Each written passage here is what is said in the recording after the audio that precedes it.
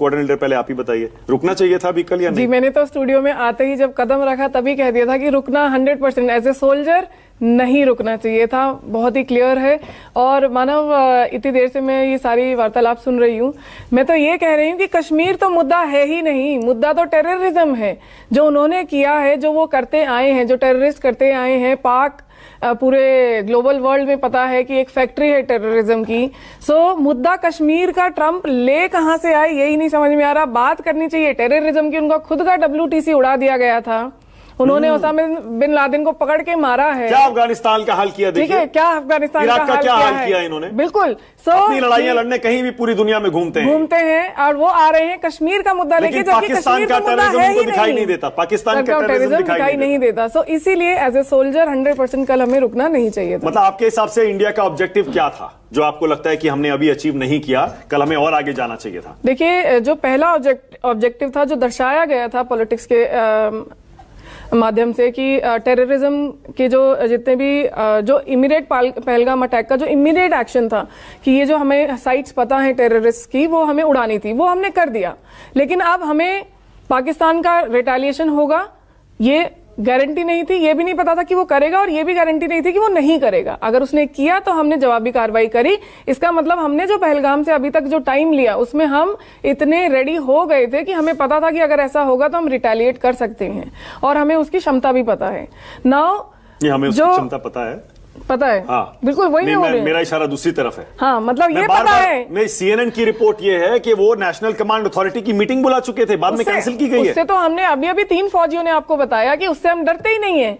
हमें क्या गारंटी है कि कल को वो अगर उसकी मीटिंग बिठा भी लिया और वो कल को न्यूक्लियर बॉम्ब डाल देगा? हमें पता ही नहीं है कि उसका न्यूक्लियर बॉम्ब चलता है कि नहीं चलता है, हमें क्या गारंटी है? हम उससे डर के तो नहीं बैठ सकते ना। वो आके हमारे 26 आदमियों पे, हमारे 26 भारतीयों पे गोली उड़ा के चले जाते हैं उनके आदमी, तो हम क्या न्यूक्लियर पावर के जैसे एक बटन से डर जाएंगे? नहीं डरेंगे, नहीं डरेंगे। पहले तो हम अभी पाकिस्तान ने घुटने क्यों टेके? क्योंकि हमने उनके एयरबेस उड़ाने शुरू कर दिए।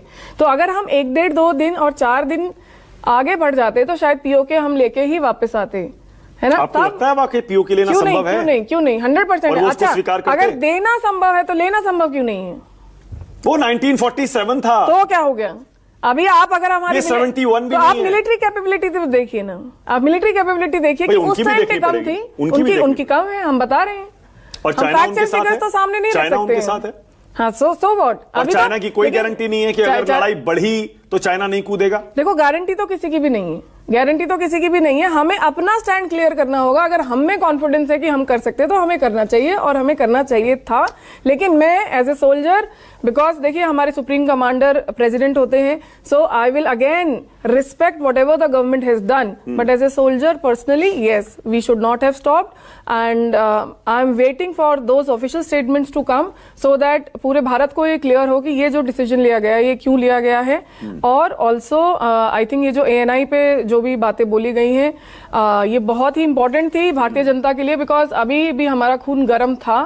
तो शायद इससे थोड़ा सा सांत्वना हमें मिल पाएगी। ओके, तो आपने फाइटर पायलट के तौर पे काम किया? टेक्निकल ऑफिसर AD, ये जो AD की हम इतने दिन से बात कर रहे हैं, I worked on AD air defence जी। वो बहुत बढ़िया। तो फिर हमें जरा बताइए दीप्ति जी के एयर डिफेंस में क्या did we emerge clearly victorious? क्या हमारी साफ साफ जीत हुई है एयर डिफेंस में? बहुत साफ जीत हुई है। इनफैक्ट बहुत सारी ऐसी चीजें हैं जिनका मैं शायद नाम तो नहीं ले पाऊंगी, लेकिन बहुत सारी ऐसी चीजें हैं जिनका हमने इस्तेमाल किया भी नहीं है, और फिर भी हमने उनके हर एक अटैक को आराम से इंटरसेप्ट भी किया है, और उनको बहुत ही ज्यादा, उनकी सोच से भी ज्यादा हमने हानि पहुंचाई है। ठीक है, लेकिन कल खुद प्रेस ब्रीफिंग में ये माना गया कि कुछ 4-5 एयर बेसिस पे हमारे उनके मिसाइल्स आके अंदर पेनिट्रेट कर पाए।